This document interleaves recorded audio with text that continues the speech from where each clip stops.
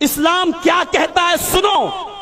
حضرت عمر فاروق جب یروشلم کی طرف سفر کر رہے تھے اور بیت المقدس کی طرف آپ کو جانا تھا،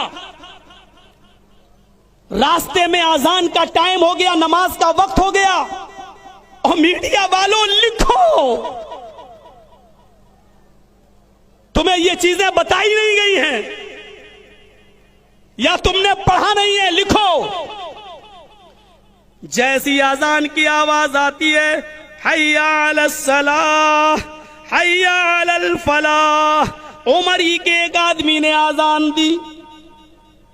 امیر المومنین پوچھتے ہیں آس پاس کوئی مسجد ہے یا نہیں؟ جواب ملا کوئی مسجد نہیں ہے. عیسائی اپنے گھروں سے نکل کر آئے، کہنے لگے امیر المومنین مسجد نہیں تو کیا ہوا، ہمارا گرجا موجود ہے، ہمارے گرجا میں آپ نماز پڑھ لیجئے. ہم نے اس گرجا میں جیسس کی، عیسیٰ مسیح کی کوئی مورتی نہیں لگائی ہے، آپ کہیں تو میں اس کو دھل دیتا ہوں. امیر المومنین نے کہا دھل دو. گرجا دھل دیا گیا. امیر المومنین نے کہا چٹائی بچھا دو. چٹائی بچھا دی گئی. امیر المومنین نے کہا مصلی آگے.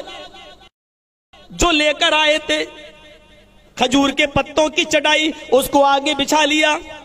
کہا ایک آدمی اقامت کہے، اقامت بھی کہہ دی گئی.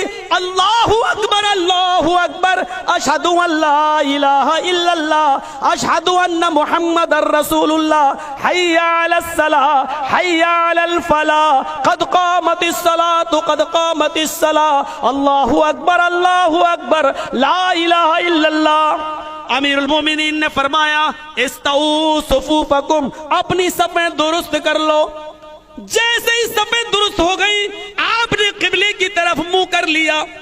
قبلے کی طرف منہ کرنے کے بعد ابھی اللہ اکبر نہیں کہا، فوراً کہا اس مسلمانوں میرے ساتھیوں یہ چٹائی اٹھا لو جو تم نے بچھائی ہے اور گرجے سے باہر نکلو. گرجے سے باہر نکلے.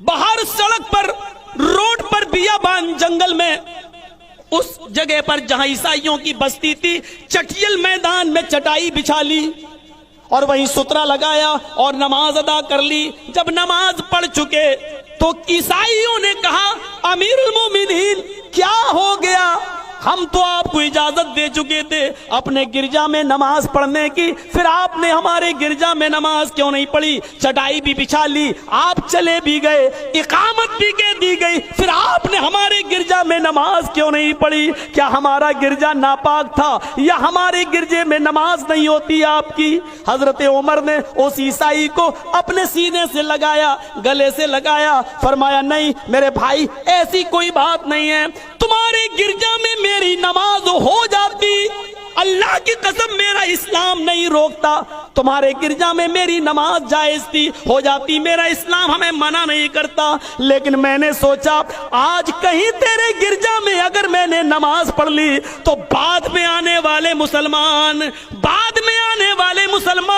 کہیں تمہارے اس گرجا پر مسجد ہونے کا دعویٰ نہ ٹھونک دیں اور یہ نہ کہہ بیٹھیں کہ اس مسجد میں حضرت عمر نے نماز پڑھی تھی اس لیے یہ مسجد ہے، اپنا گرجا خالی کرو.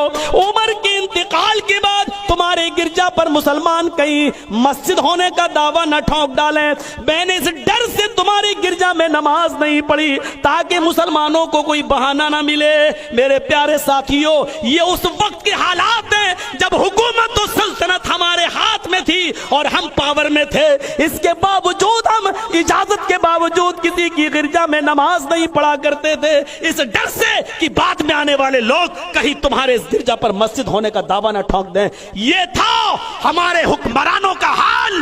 میرے بھائیوں ہمارے امن و امان کو کلنکت مت کرو. اسلام کے ماننے والے ہمیشہ امن و امان کے ماحول کو قائم رکھتے ہیں، امن و امان چاہتے ہیں، اور بھارت میں بھی ہم یہ چاہتے ہیں کہ امن و امان قائم